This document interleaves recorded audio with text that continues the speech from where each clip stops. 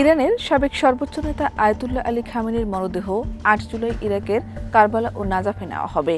সেখানে রাষ্ট্রীয় সমন্বয় এবং পপুলার মোবিলাইজেশন ইউনিটসের সহযোগিতায় বড় পরিসরের শোকানুষ্ঠানের আয়োজন করা হয়েছে।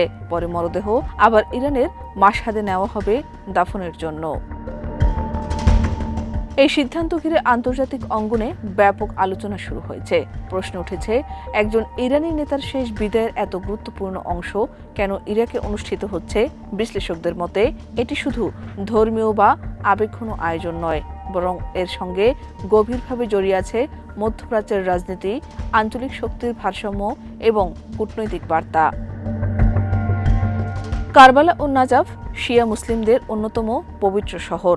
কারবালায় ইমাম হুসেনের স্মৃতি এবং নাজাফে হজরত আলীর মাজার থাকায় এই অঞ্চল শিয়া বিশ্বের গুরুত্বপূর্ণ ধর্মীয় কেন্দ্র হিসেবে পরিচিত। তাই সেখানে খামেনির শোকানুষ্ঠান আয়োজনের মাধ্যমে ইরান তার ধর্মীয় ও রাজনৈতিক উত্তরাধিকারকে আরও জোরালোভাবে তুলে ধরতে চাইছে। একই সঙ্গে এই আয়োজনকে শক্তি প্রদর্শনের অংশ হিসেবেও দেখা হচ্ছে। সাম্প্রতিক সময়ে সিরিয়া, লেবানন ও ইরাকে ইরানের প্রভাব নিয়ে নানা চ্যালেঞ্জ তৈরি হয়েছে।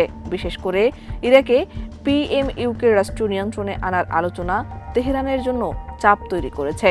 এমন পরিস্থিতিতে ইরাকে বড় শোকানুষ্ঠান আয়োজনের মাধ্যমে ইরান বোঝাতে চাইছে যে তাদের আঞ্চলিক মিত্ররা এখনও ঐক্যবদ্ধ। বিশেষজ্ঞদের মতে রাষ্ট্রীয় নেতাদের জানাজা বা শেষ বিদায়ের অনুষ্ঠান শুধু আনুষ্ঠানিকতা নয়, এটি রাজনৈতিক বৈধতা ও নেতৃত্বের ধারাবাহিকতা তুলে ধরারও বড় মাধ্যম।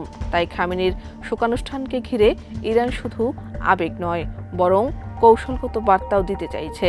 খামেনির মরদেহ ইরাকে নেওয়া শুধু ধর্মীয় শ্রদ্ধা জানানোর বিষয় নয়, বরং এটি মধ্যপ্রাচ্যের পরিবর্তিত বাস্তবতায় ইরানের অবস্থান, প্রভাব এবং আঞ্চলিক সম্পর্ককে নতুনভাবে তুলে ধরার একটি গুরুত্বপূর্ণ কূটনৈতিক পদক্ষেপ। শাহনাজ পারভীন, দেশ রূপান্তর।